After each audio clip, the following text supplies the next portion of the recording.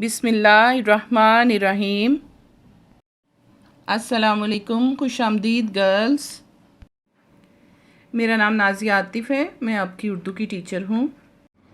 جی girls, آج کا ہمارا ٹاپک ہے نعت۔ جیسا کہ آپ سب لوگ جانتے ہیں کہ نعت وہ نظم ہوتی ہے جس میں نبی کریم صلی اللہ علیہ وآلہ وسلم کی تعریف بیان کی جاتی ہے۔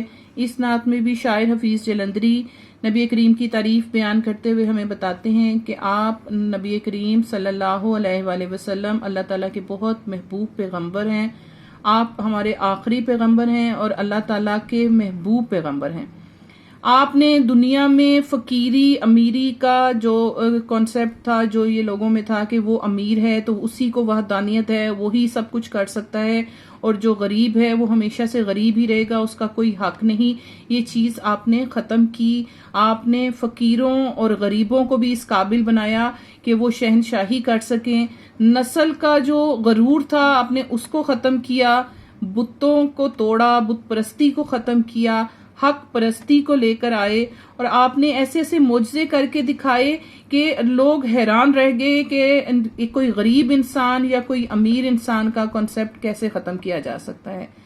اللہ تعالیٰ نے قرآن پاک میں آپ کی تعریف بیان کی۔ ہم قرآن پڑھتے ہیں، اس میں جگہ جگہ آپ کی تعریف بیان کی جاتی ہے۔ ہمارا ایمان ہے کہ آپ ہمارے آخری پیغمبر ہیں، اور قرآن پاک جو آخری کتاب ہے یہ آپ کا سب سے بڑا معجزہ ہے۔